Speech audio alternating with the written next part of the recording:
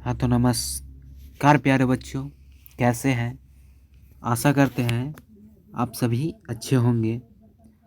तो हमारा 12th अनुराग batch 12th chemistry features आप सभी को पता ही है। तो आज हम लाइव आए हैं ठोस अवस्था सॉलिड स्टेट के बारे में पढ़ने के लिए। बच्चों ये चैप्टर बहुत ही इम्पोर्टेंट है, इससे 5 नंबर के सवाल पूछते हैं। इस चैप्टर से 5 नंबर के सवाल पूछते हैं बच्चों। मैं सोम कुमार आपका टीचर, आपका मास्टर ऑफ बोर्ड में स्वागत करता हूँ। इस चैनल में आपको फ्री ऑफ कॉस्ट पढ़ाई कराई जाएगी और आप हमारा बैच लॉन्चिंग वीडियो तथा सिलेबस वीडियो नहीं देखे हैं तो हमारे डिस्क्रिप्शन में सभी के लिंक दिए रहेंगे। हमारा ऐप का भी लिंक है जिस पे आपको फ्री पढ़ाई होगा। हमारा ऐप भी है, उस पे नोट्स मिलते हैं, टेलीग्राम पे नोट्स मिलते हैं, वो आपको फ्री में मिलते हैं, फ्री ऑफ कॉस्ट। तो चलिए जानते हैं अपने चैप्टर के बारे में कि हमें पढ़ना क्या है। तो चलिए शुरू करते हैं आज की क्लास। हमारा फर्स्ट टॉपिक होगा केमिस्ट्री का। पहला टॉपिक होगा ठोस अवस्था क्या है। What is solid state. What is solid state, क्या है सॉलिड स्टेट। तो बच्चों बहुत ही आसान है, इसे समझने के लिए आपको पहले तो जानना होगा कि ठोस क्या है। तो वह पदार्थ जिसके अवयवी कण यानी इस चैप्टर में जो कण होते हैं ठोस के अंदर, उसे इस चैप्टर में अवयवी कण रखा गया है। अवयवी कण क्लोजली पैक्ड होते हैं, यानी आपस में पैक्ड, क्लोजली यानी आपस में पूरे बंधे होते हैं, तथा मजबूत अंतराण्विक बल दो कणों के बीच लगने वाले बल को कहते हैं, से जुड़े होते हैं, उसे ठोस कहते हैं तथा इस अवस्था को ठोस अवस्था कहते हैं। फिर से बच्चों, वह पदार्थ जिसके अवयवी कण क्लोजली पैक्ड यानी आपस में पूरे पैक्ड रहते हैं, पूरे पकड़े हुए रहते हैं अपने एक दूसरे को, तथा मजबूत अंतराण्विक बल से जुड़े होते हैं, उसे ठोस कहते हैं तथा इस अवस्था को ठोस अवस्था कहते हैं। बच्चे आप लोग ठोस अवस्था लिखते चलेंगे। तो देखिए यहाँ पे एक फिगर दिखाया गया है जिसमें देखिए सॉलिड का जो कण है वो कितने आपस में चिपके हुए हैं। सॉलिड के जो कण है वो आपस में कितने देखिए चिपके हुए हैं, एकदम जगह भी नहीं दिख रही है। जगह दिखती है लेकिन यहाँ जगह नहीं दिख रही है।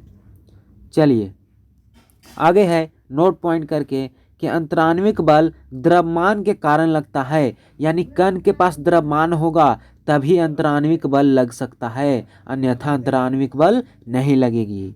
दो कणों के बीच की दूरी को अंतराण्विक दूरी कहते हैं। जैसे एक कण ये है और एक कण ये है, तो इनके बीच की दूरी को अंतराण्विक दूरी कहते हैं। अच्छा, अंतराण्विक दूरी किस में कम होता है? तो ठोस में होता है। गलत से लिखा गया बच्चों, ठोस में होता है। और द्रव में हल्का होता है।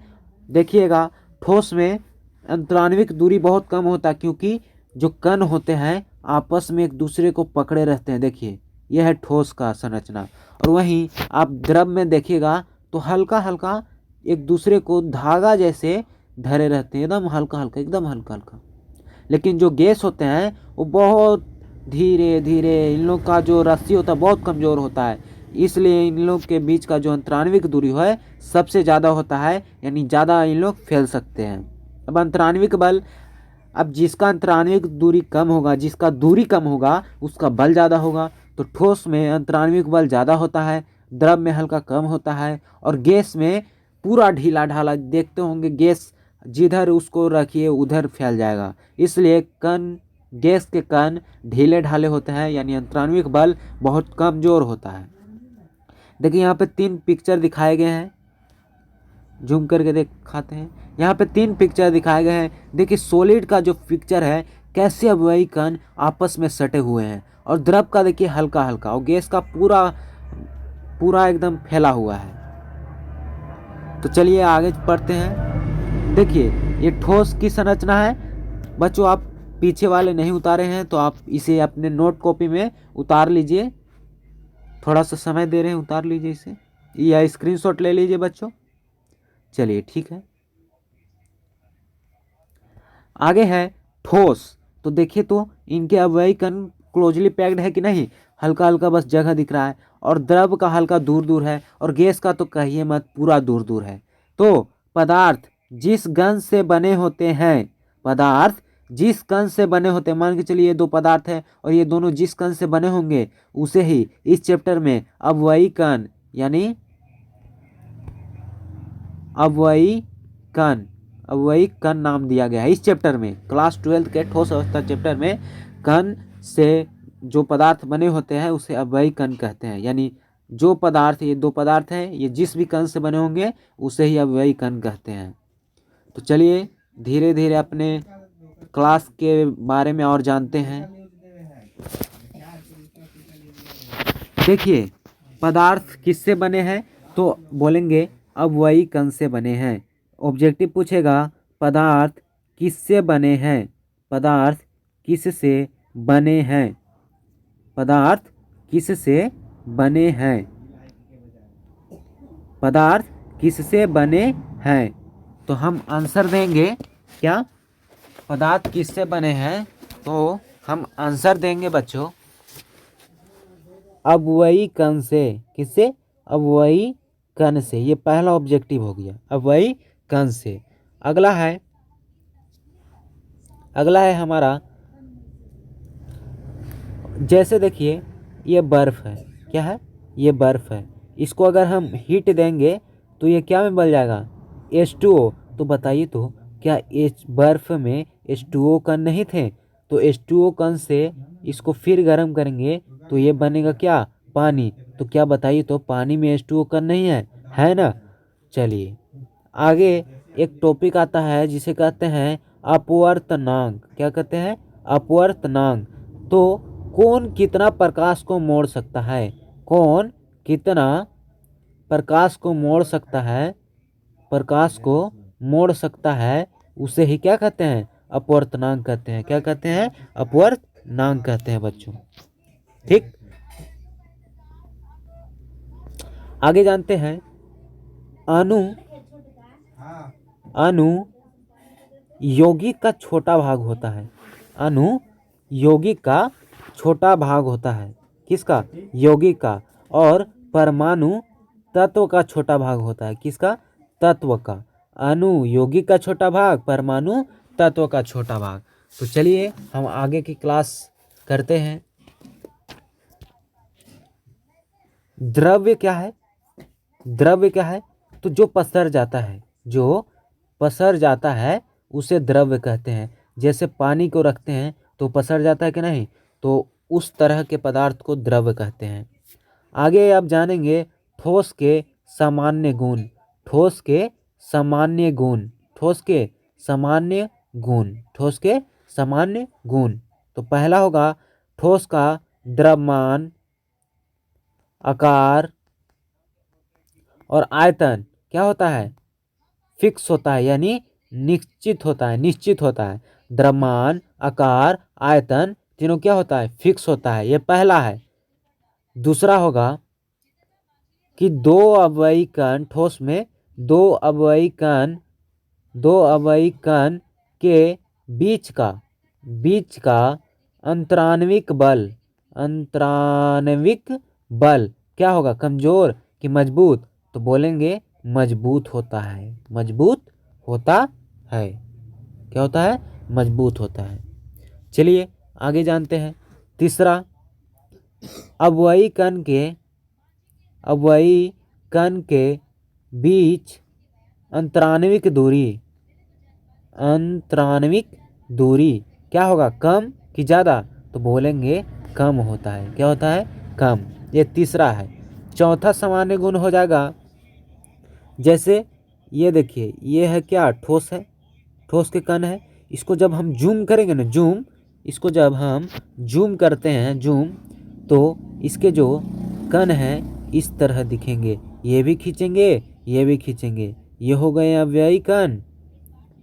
और ये जो इनके बीच का बल लग रहा है ये हो गया अंतराण्विक बल। ठीक, आगे चलिए देखते हैं।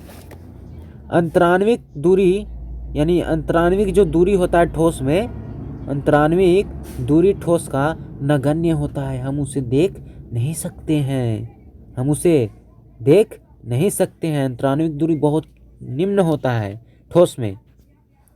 अच्छा, चौथा नंबर है ठोस के कण के बीच, ठोस के कण के बीच अंतराण्विक दूरी कम होता है कि ज़्यादा होता है?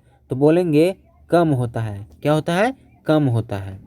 आगे है एक फैक्ट है, ठोस अपने जगह, ठोस अपने जगह हल्का हिलते डोलता रहता है, हिलते रहता है।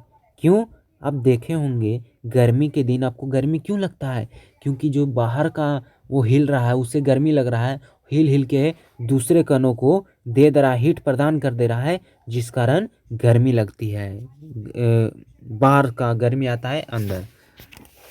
तो पांचवा हमारा गुण है कि ठोस के अवयवी कण का स्थान, ठोस के अवयवी कण के स्थान निश्चित होता है, निश्चित होता है, लेकिन अपने जगह वो हिलते रहते हैं, अपने जगह हिलते रहते हैं। मतलब वो इतना भी नहीं हिलते हैं कि ऊपर वाले नीचे आ जाए, नीचे वाले ऊपर चल जाए। जैसे बस छत ऊपर से आ गया नीचे, नीचे से चल गया ऊपर, ऐसा नहीं, हल्का सा उन लोग हिलते डोलते हैं, जिस कारण ऊष्मा का आदान प्रदान होते रहता है। अच्छा, छठा नंबर है ठोस असंपीड्य होते हैं, असंपीड्य। ये क्या होता है? तो जिसका दबता कम है, यानी जिसे हम दबा बहुत कम सकते हैं, कठोर हो सकता है, या कठोर भी होते हैं, असंपीड्य तथा कठोर होते हैं। अब विसरण इसमें ज़्यादा होता है या कम? तो विसरण इसमें कम होता है, गैस में ज़्यादा होता है, गैस में ज़्यादा होता है। विसरण यानी बहने का दर, बहने का दर, विसरण यानी बहने का दर। क्या बताइए, तो ठोस को रखते हैं तो वो बह जाता है नहीं ना? तो बोलेंगे कि ठोस ठोस का विसरण, विसरण कम होता है, कम होता है। यह है आपका सातवां नंबर, इसे लिख लीजिए, कम होता है। आगे चलिए जानते हैं। एक होता है इंथ्रोपी, इंथ्रोपी यानी अव्यवस्थित। अव्यवस्थित कण किस में रहेंगे? तो ज़्यादा गैस में रहेंगे। किस में रहेंगे? गैस में। अव्यवस्थित, इंथ्रोपी का मतलब अव्यवस्थित। तो इंथ्रोपी ठोस का बहुत ज़्यादा होता है और द्रव का हल्का कम, गैस का पूरा कम। ठीक, तो कुछ नोट पॉइंट करके दो लिख लेते हैं। एक विसरण, एक ऐसे विसरण कीजिए और लिखिए यहाँ ठोस, और ऐसे तीर दीजिए, यहाँ लिखिए द्रव और यहाँ लिखिए गैस। ये हो गया। इसके बाद लिखिए आप इंथ्रोपी, इंथ्रोपी, इंथ्रोपी में क्या लिखेंगे? तो सॉलिड, सॉलिड, फिर लिखेंगे लिक्विड, फिर लिखेंगे गैस। ठीक, लिख लिए। आगे चलते हैं। अब है घनत्व। घनत्व मतलब भीड़। किस में भीड़ ज़्यादा होगा? तो ठोस में होगा, क्योंकि कण आपस में बहुत सटे होते हैं। घनत्व मतलब भीड़। भीड़ किस में ज़्यादा होगा? गाढ़ापन किस में ज़्यादा होगा? तो ठोस में होगा कि द्रव में होगा कि गैस में होगा? तो ठोस में ज़्यादा होगा। तो सामान्यतः ठोस का घनत्व क्या होता है? ज़्यादा होता है। क्या होता है? ज़्यादा होता है। किस से? द्रव और गैस से। अच्छा, डेंसिटी अब बोलेंगे, इसको लिख लीजिए भी नोट करके। डेंसिटी तो ठोस, द्रव और गैस। ठीक, और 10वां है लास्ट, आज हम यहीं तक पढ़ेंगे, दीर्घपरास। दीर्घपरास मतलब लॉन्ग रेंज। बताइए तो क्या हम प्लास्टिक के पुल बना सकते हैं जोड़ जोड़ के? हमें क्या उससे बन सकता है? बन सकता है, लेकिन हमें उस पर विश्वास नहीं है कि वो हमारा भार को थाम सकता है। क्या हम पानी को छोड़ते हैं, फेंकते हैं तो रुक जाता है? नहीं ना। वही हम ठोस को अगर फेंकते हैं तो कड़ा ही रहता है। यानी दीर्घप्रास यानी लंबा दूरी तय कर सकता है। ठोस लंबा दूरी तय कर सकता है। तो प्यारे बच्चों, हमारा वीडियो को सब्सक्राइब कीजिए, शेयर कीजिए। हम जानते हैं कि आपको वीडियो अच्छी नहीं लग रही है, लेकिन कोई बात नहीं, हम आपको अच्छे से अच्छे कंटेंट देने की कोशिश करेंगे। आज हमारा क्लास इतना ही रहेगा, ठीक।